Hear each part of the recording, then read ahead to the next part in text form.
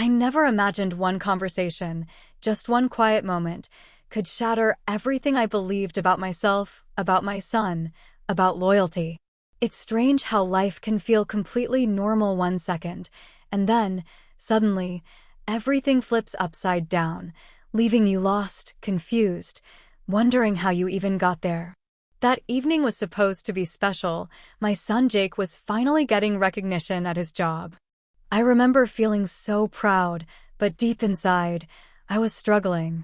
My husband had left me months ago, and ever since, I'd felt invisible. Forgotten. Like I didn't matter to anyone. At Jake's office party, everyone was smiling, laughing, having a great time. But me, I just stood there, awkwardly holding a glass, feeling completely out of place. Then Mark, Jake's boss, noticed me. He walked over, introduced himself, and for the first time in months, someone actually saw me, really saw me. It felt good. Too good.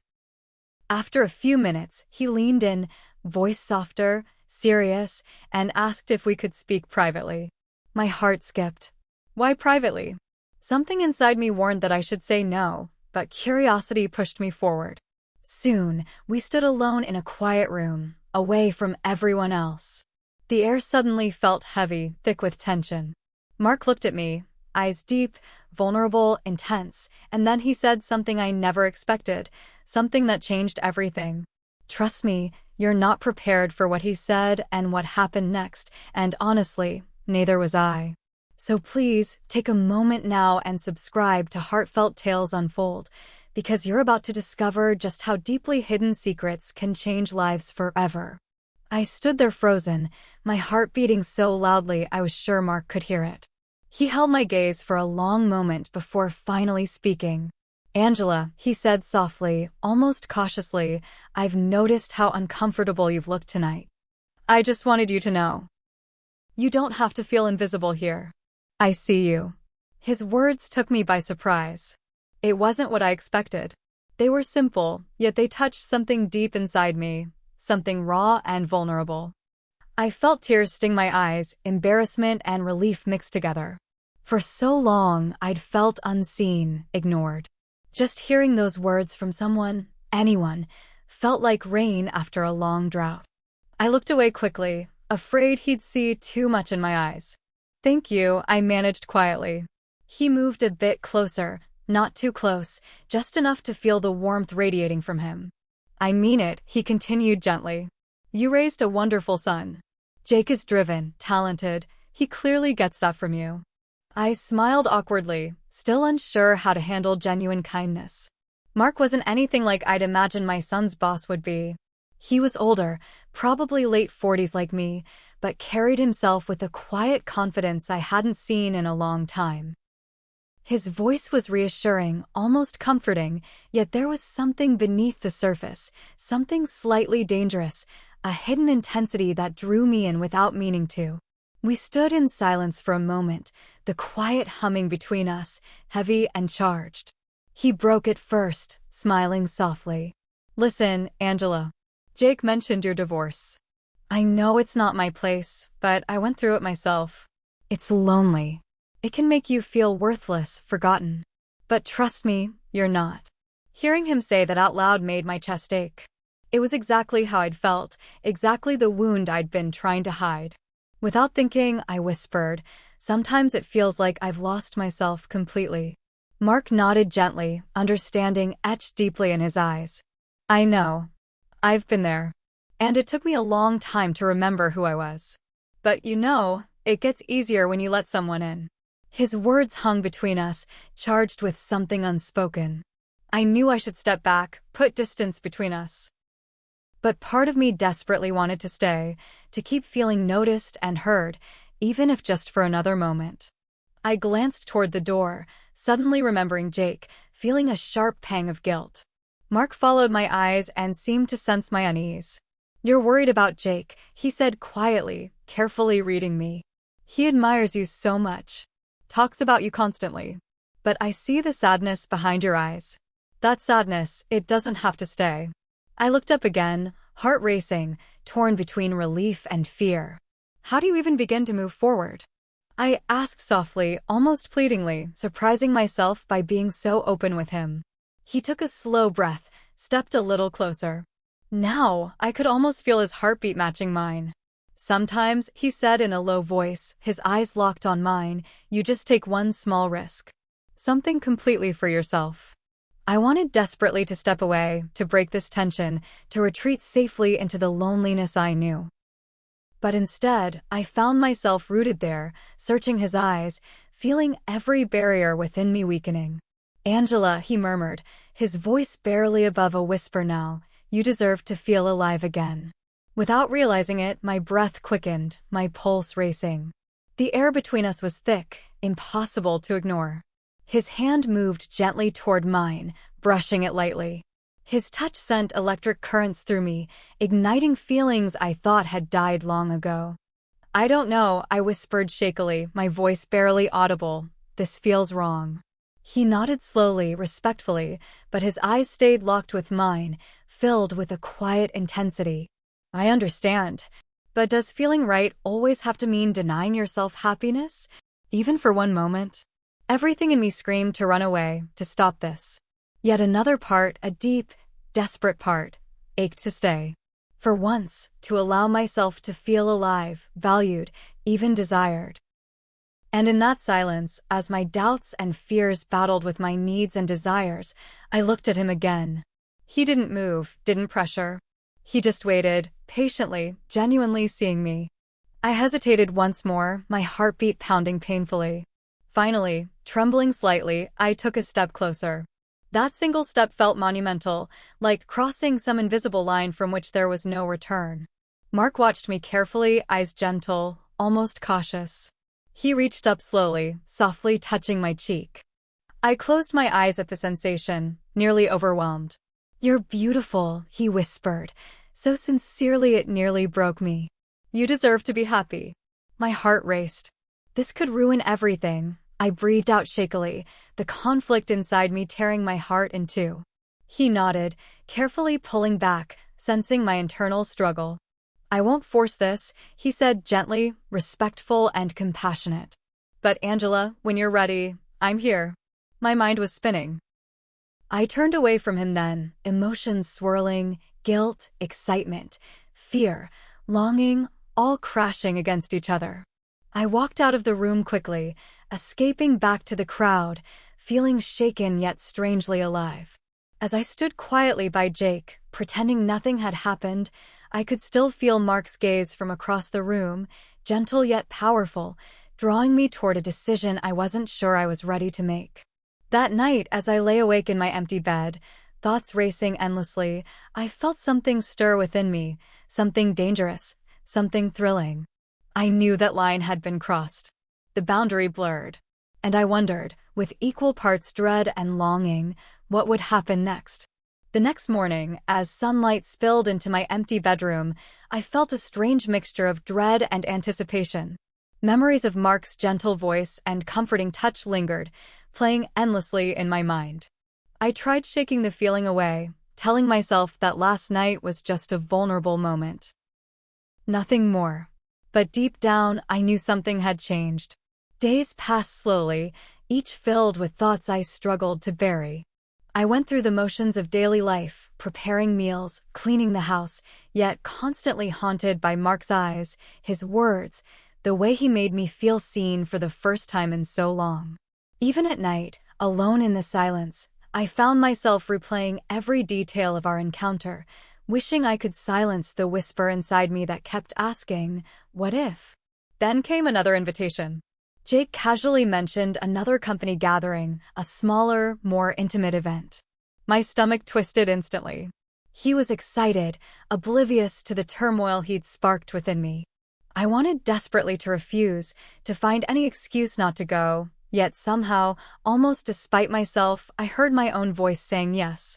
That evening, I stood staring at myself in the mirror, carefully applying makeup, wearing a dress I hadn't worn since before my divorce.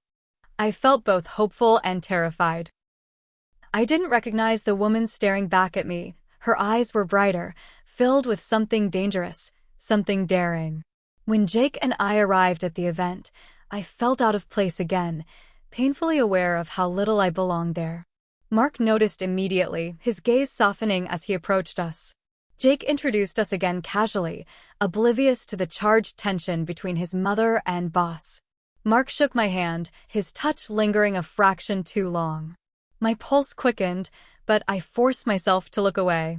Throughout the evening, I felt Mark's eyes on me, warm yet cautious, never crossing the line openly, always keeping a respectful distance.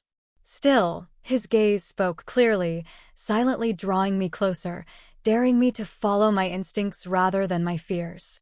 Eventually, Mark approached when Jake was deep in conversation elsewhere. His voice was gentle, quiet enough only for me to hear. "I'm glad you came," he said warmly, his tone friendly yet undeniably intimate. "Thank you," I answered softly, looking down at my drink, suddenly self-conscious. My heart raced uncontrollably. Honestly, I almost didn't. He smiled slightly, leaning a bit closer, his presence calming yet electrifying. "I understand. And if you ever want to talk, or just need someone to listen, I'm here." I looked into his eyes, searching for sincerity, finding it immediately. He seemed to genuinely care, yet behind that kindness was something deeper, something magnetic.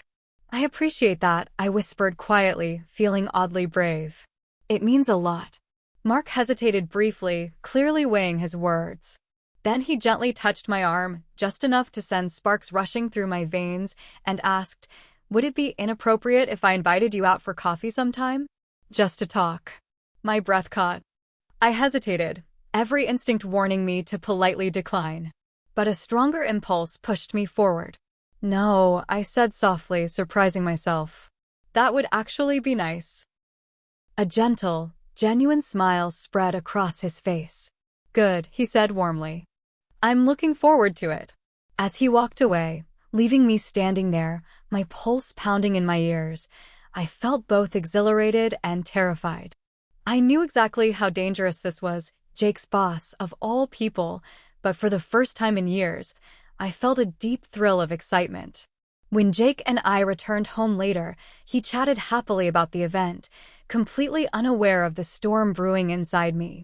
I listened quietly, hiding my internal struggle beneath nods and smiles, guilt gnawing sharply at the edge of my excitement. Days passed with anxious anticipation. Finally, one afternoon, Mark texted me a simple, casual message suggesting a cafe downtown. My heart raced as I replied, agreeing to meet him. I dressed casually, carefully choosing something simple yet flattering, trying desperately to convince myself it was only coffee, just harmless conversation. When I arrived at the cafe, Mark was already waiting, standing up quickly, greeting me with an easy smile that instantly soothed my nerves. We talked effortlessly, sharing stories about our pasts, our fears, our dreams. I found myself opening up to him about things I hadn't shared with anyone, not even Jake. Mark listened closely, fully engaged, empathetic and comforting. It felt incredible to be truly heard. Hours slipped by unnoticed until finally Mark leaned closer, his voice lowering slightly. "Angela," he said quietly, his eyes holding mine intently, "you have no idea how special you are. I just wish you could see yourself the way I see you." His words washed over me, warmth flooding my chest. "Mark, you don't even know me that well," I whispered, my voice trembling slightly. He smiled softly, shaking his head. "I know enough to see someone who deserves more than loneliness. Someone who's spent too long being overlooked." My heart was pounding now, emotions threatening to spill over. I nodded slowly, overwhelmed. "I want to believe you," I admitted quietly. "But I'm scared. You're Jake's boss. This feels dangerous." Mark nodded understandingly, eyes sincere. "You're right. It's complicated. But sometimes the best things in life are complicated. I'm willing to handle it carefully if you are." Silence hung heavily between us. I felt torn, conflicted, yet strangely hopeful. Finally, almost surprising myself, I whispered softly, "Maybe we can try." Mark smiled gently, eyes filled with restrained excitement. "We'll take it slowly. Whatever you're comfortable with." As we parted ways that afternoon, his brief hug lingered warmly, holding promises of something meaningful yet forbidden. Driving home, my heart raced with equal parts fear and excitement. I'd crossed another line, one I never dreamed I would. Late that night, alone in bed, I replayed our conversation again and again.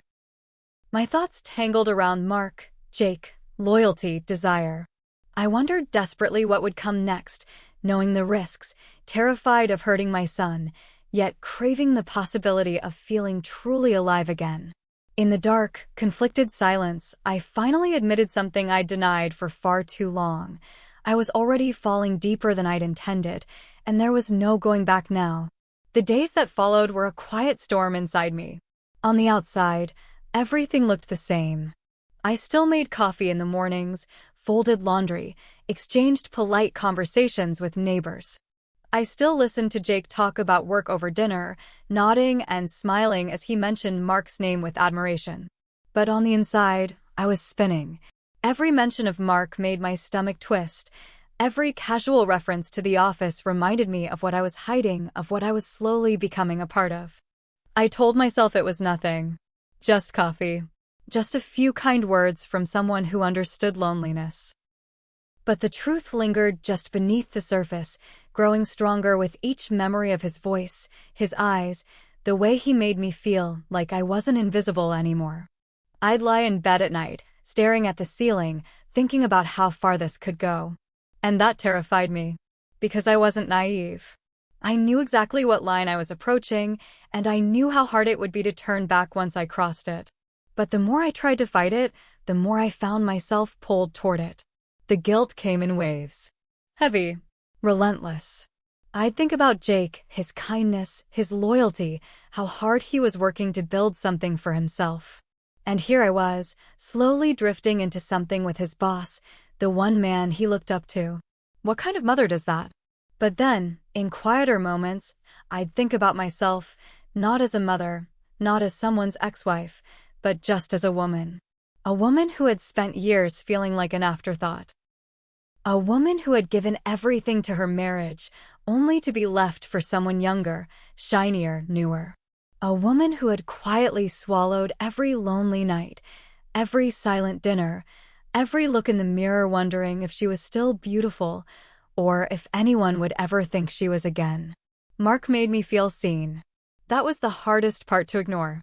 It wasn't just about attraction, though that was definitely there. It was the way he listened. The way he remembered things I said.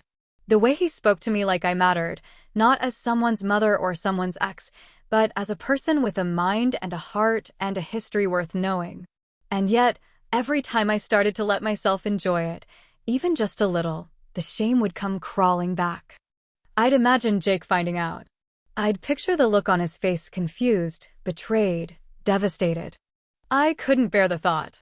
So I kept everything inside, bottled up behind polite smiles and practiced silences. No one knew what I was carrying. Sometimes I'd find myself staring at my phone, rereading old messages from Mark.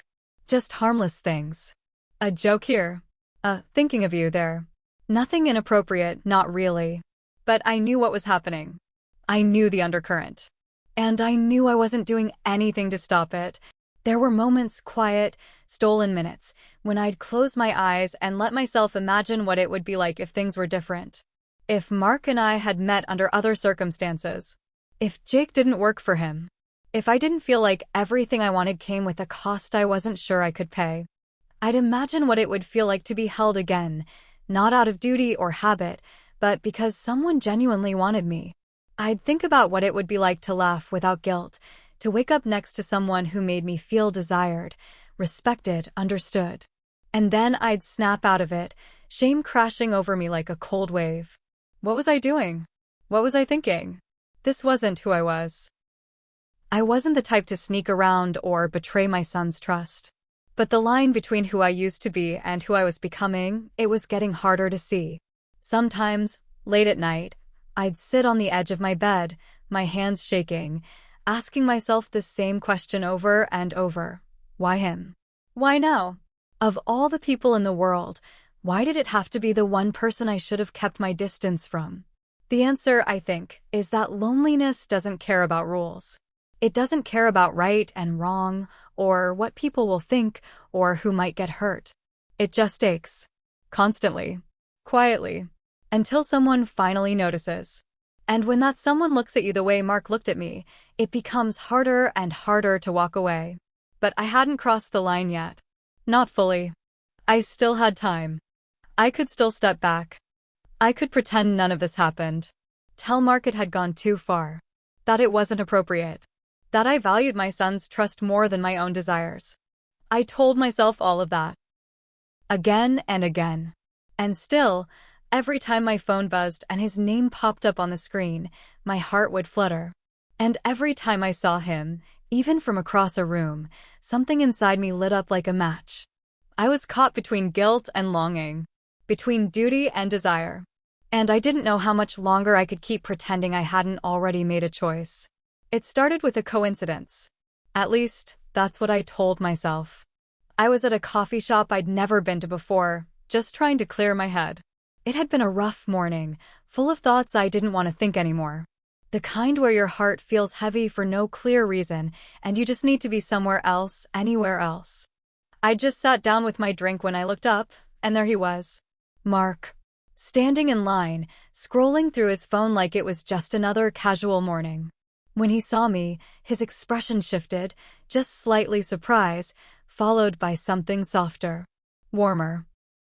He walked over, smiling in that calm, confident way that always made me feel both safe and on edge at the same time. "Didn't expect to see you here," he said, his voice smooth and low. "Me neither," I replied, trying not to sound as flustered as I felt. "First time here, actually." "Same," he said, pulling out the chair across from me. "Mind if I sit?" And just like that, we were face to face again. It felt easy. Too easy. We talked like we had the first time about nothing and everything. Books. Movies. His dog. My garden. But underneath the words, the tension simmered. Every smile lasted a second too long. Every glance felt heavier than it should have.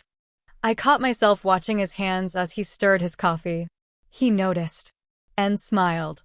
After a while, he leaned in, voice quiet. "I was hoping I'd run into you." My breath caught. I didn't know what to say to that. So I didn't say anything. Just smiled back and sipped my drink, pretending that didn't make my heart stutter in my chest. From that day on, the space between us seemed to shrink. Slowly. Steadily.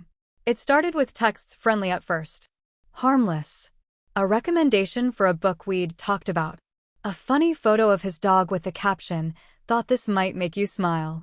And it did. Every time. Then it shifted.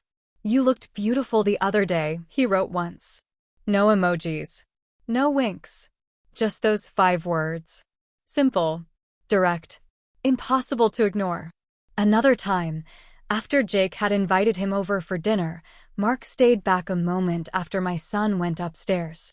He helped me clear the dishes, our hands brushing in the kitchen, eyes meeting over the sound of running water.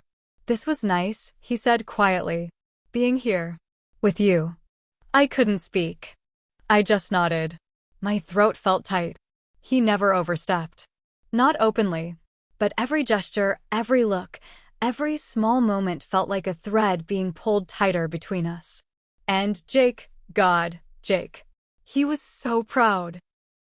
Always talking about how Mark was mentoring him, how lucky he felt to have someone like that in his corner.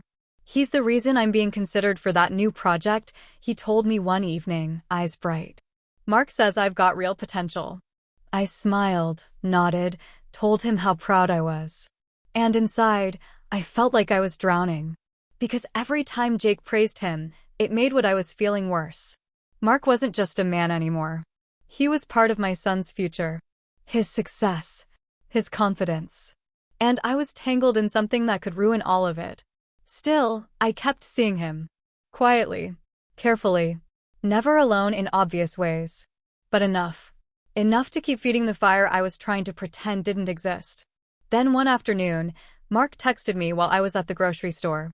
"Can we talk?" "In private." "It's about Jake. Something important." My hands went cold reading it. I stared at the screen for a long time, my mind racing. Why now? Why privately? Did something happen at work? Was Jake in trouble? Or was this just an excuse? I replied, when and where? He suggested his office after hours. Said no one else would be there. I stared at those words for what felt like forever. My instincts were tangled, half of me screaming to back away, the other half already craving whatever came next.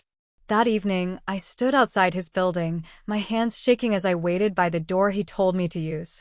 He opened it himself, wearing a soft gray shirt, sleeves rolled up. His expression was unreadable. Serious, but not cold. "Thanks for coming," he said, stepping aside. I walked in, my heart pounding. The office was quiet, desks empty, lights dimmed. It felt strange seeing the place without the usual noise, without people bustling around. It felt intimate. Private. Too private. He led me to a smaller room off the main floor. Glass walls. Soft lighting. A couch in the corner. The kind of space meant for one-on-one meetings, for conversations that weren't meant to be overheard. I sat down slowly, my nerves on edge. "So, what's going on? Is Jake okay?" Mark nodded, then paused. "Jake's fine. Better than fine, actually. He's up for a big promotion. And I wanted to talk to you about it, because I know how much it would mean to him." I exhaled, relief rushing through me. "That's wonderful," I said. "He's worked so hard." Mark smiled faintly. "He has. He's earned it. But that's not the only reason I asked you here." The room fell silent. I could hear my heartbeat in my ears. He moved a little closer, not touching me, but near enough that the air between us shifted. "I needed to see you. Without pretending. Without the masks we wear when he's around." My mouth went dry. "Angela," he said, softly but firmly, "I think about you. More than I should. And I know the timing is wrong, the situation is complicated, but I can't keep pretending this doesn't mean something." I didn't answer. I couldn't. I just sat there, torn wide open. Caught between the part of me that wanted to run and the part that wanted nothing more than to let go. To finally stop pretending. And then he reached out, slowly, carefully, and brushed his fingers against mine. "I'm not asking you for anything," he said. "Not tonight. Not anything you're not ready for. But I need to know, do you feel it too?" I looked at him, my throat tight, every muscle in my body frozen. And in that moment, I realized I'd already answered that question. Long before tonight. I just didn't know what the cost would be. Not yet. I don't know how long I sat there, my fingers tangled with his, the silence between us heavy and trembling. Mark didn't push. He didn't lean in further. He just sat there, watching me, waiting for the answer I hadn't spoken, but had already lived. "I feel it," I whispered, finally. My voice came out soft and raw, like it had been buried for a long time and only now remembered how to speak. "I've been trying not to. Every day I try to pretend it's not there. But it is. And it's not going away." Mark closed his eyes for a moment, exhaling slowly, as if hearing those words released something he'd been holding in for too long. When he opened them again, his expression had changed, still tender, but more vulnerable now, like something inside him had cracked open. "I'm not good at this," he said quietly. "I've made mistakes. A lot of them. My marriage fell apart because I stopped trying. I got too used to living like I didn't need anyone. But then you showed up. You were just supposed to be Jake's mother, and instead, you became this thing I couldn't stop thinking about. This light, this presence that reminded me I was still human. Still capable of feeling something real." I didn't speak. Couldn't. The lump in my throat was too big, the ache in my chest too deep. He continued, his voice lowering into something almost pained. "I wake up thinking about you. I look for excuses just to see you, hear your voice. I try to keep it professional, for Jake's sake, for yours. But it's eating me alive. I can't keep doing this halfway." My eyes burned. I looked down at our hands, his thumb gently brushing against my knuckles, and I wanted to pull away, but I didn't. "I'm scared," I said, my voice breaking. "I don't know what this is. I don't know what happens if we cross that line. If Jake finds out, I could lose him. Mark nodded, his expression serious, full of regret and longing all at once. I know. And I wouldn't blame you if you walked away. But you deserve to feel alive again, Angela. You deserve something that's yours. Not borrowed. Not broken. He reached up slowly, cautiously, and tucked a loose strand of hair behind my ear. His fingers lingered just a second too long on my cheek. I closed my eyes. I should have moved. I should have said no. But I didn't. In that quiet, heart-wrenching moment, the part of me that had been starving for connection finally gave in. I leaned forward, just enough for our foreheads to touch. Just enough for the breath between us to tangle. Then his lips met mine. It wasn't rushed. It wasn't wild. It was gentle. Tender. A whisper of a kiss, so brief it could have been missed, but so full of meaning it left me breathless. When we pulled apart, I couldn't look at him. The weight of what had just happened crashed down instantly. My stomach turned, and every cell in my body screamed with guilt. I stood up, stumbling slightly, backing away as if distance could undo what had just been done. I shouldn't have come, I said, my voice shaking. I shouldn't have, God. What did I just do? Mark stood too, his face pale but calm. He didn't try to stop me. He didn't chase me. He just looked at me with a kind of quiet heartbreak. You don't have to run from this, he said softly. I betrayed him, I snapped, hugging my arms to my chest. I betrayed my own son. For what? For one moment of weakness. Mark took a step forward, but kept his distance. It wasn't weakness, Angela. It was truth. Maybe ugly. Maybe messy. But real. I shook my head, backing toward the door. My mind was spinning. Jake's face flashed before my eyes. His laughter. His trust. All of it, now tainted by this thing I couldn't undo. Mark's voice stopped me just as I reached the door. Calm, steady, but soaked in finality. We can't pretend this didn't happen. I froze. Those words hung in the air like smoke, clinging to everything. I turned the handle, walked out, and didn't look back.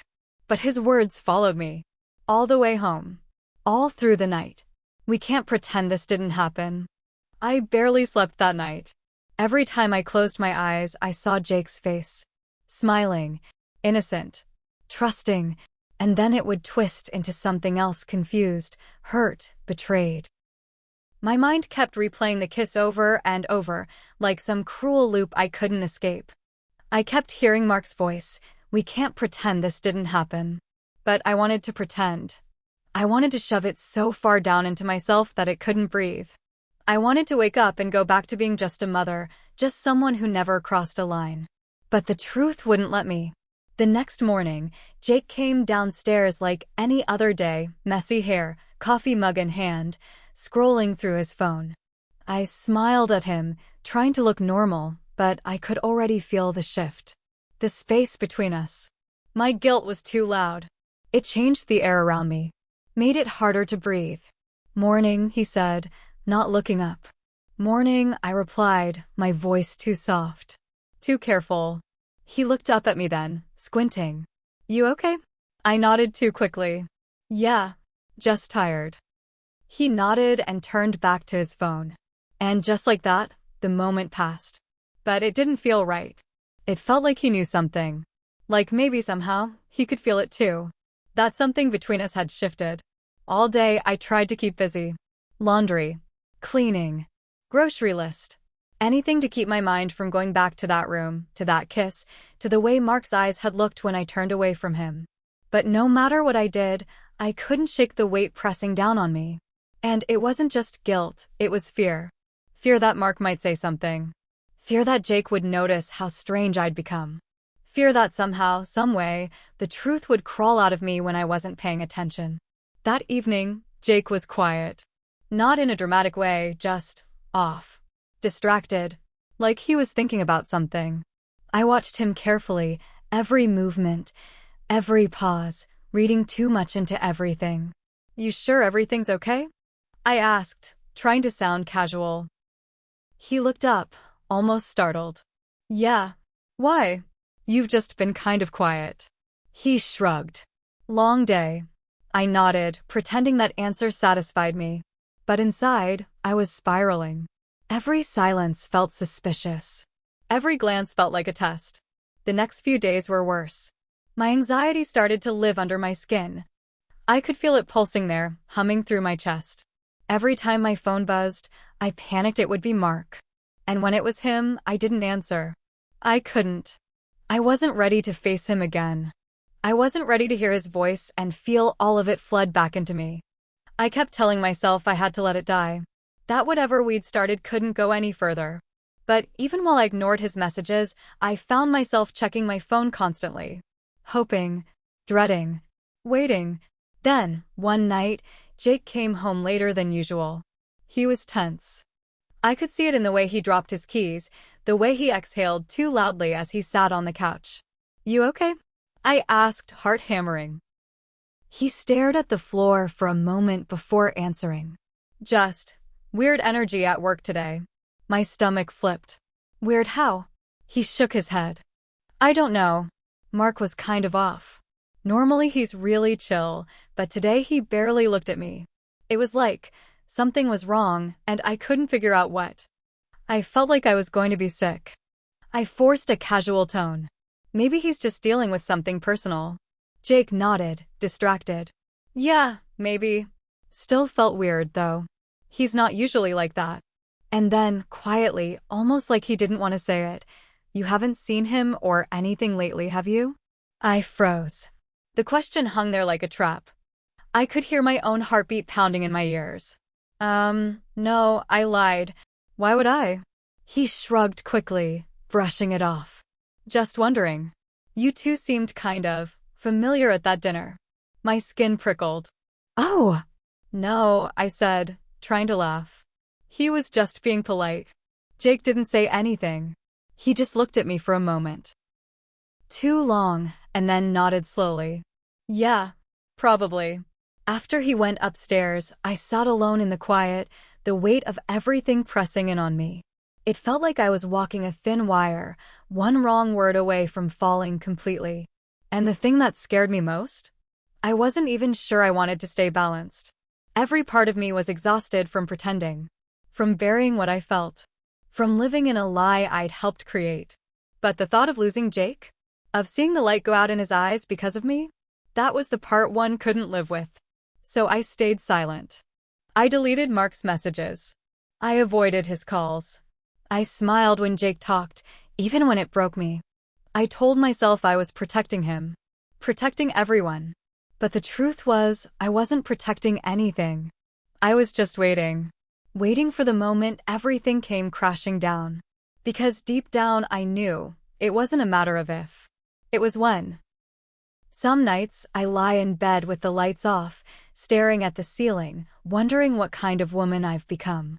It's a quiet kind of torment, the kind that wraps itself around you slowly, until it's part of your breath, your bones, the way you move through the day. I smile, I cook dinner, I ask Jake about work, and all the while I'm carrying this thing inside me. This secret that sits like a stone on my chest, heavy and unmoving. I never set out to be this person. I didn't wake up one day and decide to betray my own son. But somehow, in a series of small, almost invisible steps, I crossed a line. One conversation. One touch. One kiss. And now I'm standing in the wreckage of choices I made quietly, privately, and cowardly. And what eats at me the most, what won't let me sleep, is that for a moment, a brief, fleeting moment, it felt good. That's the part one hate myself for. The part one can't forgive.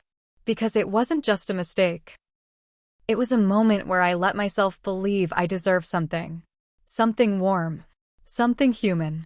After years of being overlooked, discarded, left behind by a man who traded me in for a newer version of the life we built together, I wanted to feel like I mattered. Mark made me feel that. He looked at me like I was still someone worth seeing. Someone worth choosing.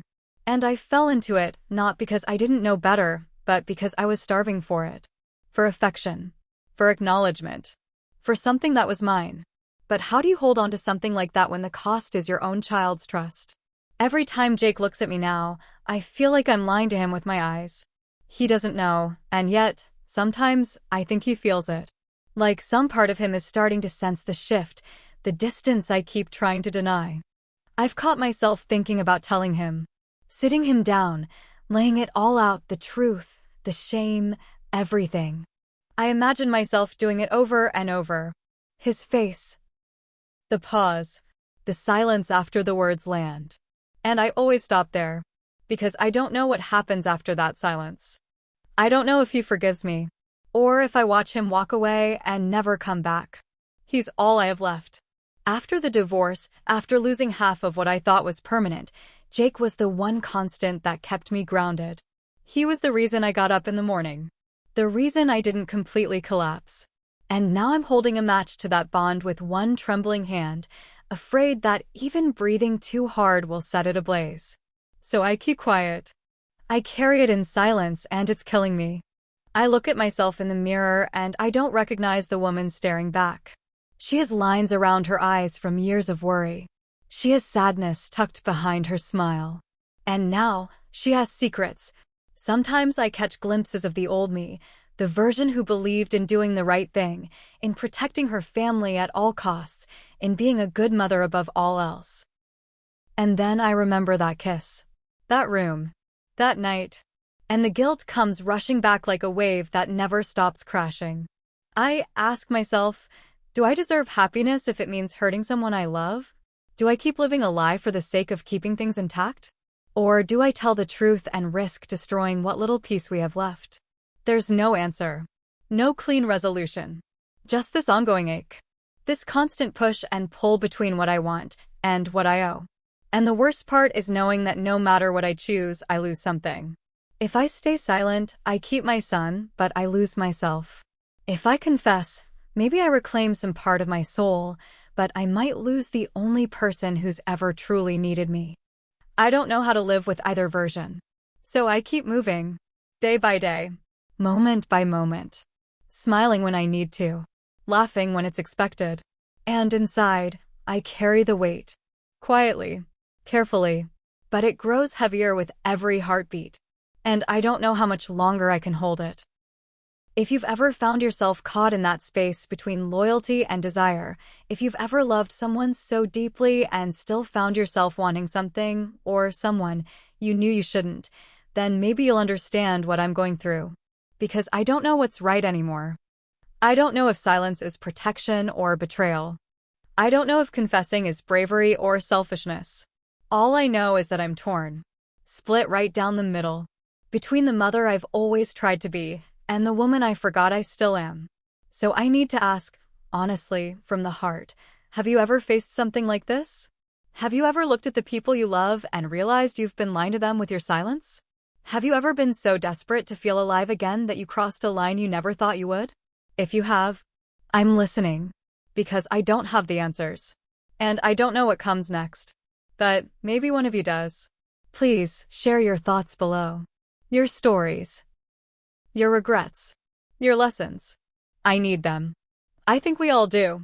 And if you found yourself holding your breath through this story, if it stirred something in you, even something painful, please take a moment to like, comment, and subscribe to Heartfelt Tales Unfold. There are more stories like this. And sometimes, hearing someone else's truth can help you face your own. I've learned something through all of this, something I wish I'd understood sooner. Loneliness is quiet, but it's dangerous. It doesn't scream or beg for attention, it waits. It waits for the moment when your guard is down, when you're vulnerable, when you're just tired enough to reach for something warm. And if you're not careful, it becomes your compass, your excuse, your ruin. I didn't set out to hurt anyone. But pain has a way of multiplying when you try to hide it. I tried to bury my emptiness. And in doing that, I stepped into something I can't undo. I've also realized how powerful emotional wounds can be. Especially the ones we carry in silence. They fester. They cloud your judgment. And if you don't face them, they'll lead you to decisions you never thought you were capable of. I still haven't told Jake. I don't know if I ever will. Sometimes I rehearse the words in my head, imagining his reaction, his silence, his disappointment. Other times, I convince myself I'm protecting him by keeping it buried. But the truth is, whether I speak it or not, it's already changed everything. It's changed me. And maybe that's the most painful part. Because in moments of weakness, we realize who we truly are. Perhaps too late.